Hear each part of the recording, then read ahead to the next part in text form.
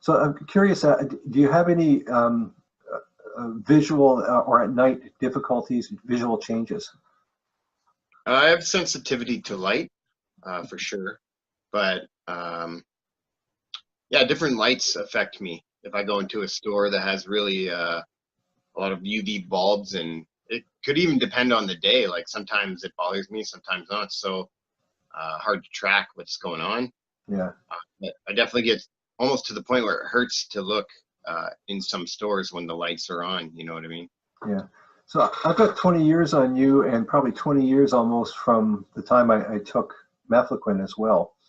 Um, I'm not trying to give away my age here either, but what I find interesting is in the past couple years, I have developed macular spots on on the inside of my eyes, and they have gotten worse.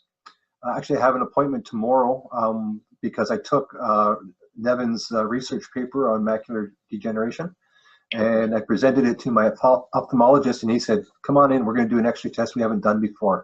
So it should be interesting to see how that goes.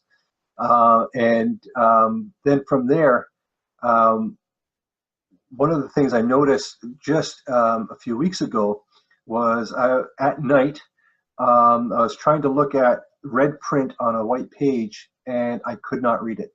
I've never had difficulty with vision at night. I've never had difficulty with color blindness, but I could not read the red print on a white page with diminished light, and that's new. Actually, from Dr. Nevin's meeting there last week, he suggested a neuro-optometrist, which is something I'm going to be looking into going to see. And there's another specialist that he had mentioned. I can't remember offhand what it was that he said. I don't know if you remember that on the meeting or not. Not right off the top of my head, but. So, but finding, I know Dave Bona, for example, has been going through the Saskatchewan and Canadian health systems trying to get help, and it's taken him 4 years to be given to a specialist that's going to help him. I can't remember where he's going in BC, but he's finally going to go see a specialist that might be able to help him too. So I should have silenced my phone. My apologies. I find yeah, it's hard to get anywhere in the medical system because of wait times, or even my own family doctor, she luckily knew somebody that had a psychosis from Mefloquine and had to be taken off the drug and sent home from Africa in her own personal life. So I was able to find a doctor that wasn't there trying to discredit what I was saying. She accepted that Mefloquine can cause a lot of issues and long-term, even permanent damages. So, but her interest in Mefloquine isn't really that high. Like, she doesn't really want to be a front runner doctor trying to pave the way to help us. It's more so just managing my day to day, and I'm stable enough, so I guess that's good enough for them. I don't know. So I know several therapists who know that changing the diet makes a huge difference.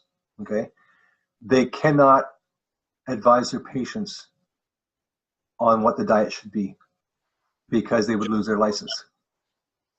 It's just information then, eh? It's like, oh, you can go talk to this guy who can tell you about how you can help with your diet, but they cannot recommend it without losing their license. Wow. Yeah. So I mean, it's limitations of our system are just, yeah, I don't even know the word to describe it, but it holds us back from getting to the point of health through many different obstacles that you have to go through internally to try and get any sort of treatment. I've basically almost to the point where I've given up inside the medical system for now until this is more recognized, because I'm just getting nowhere, and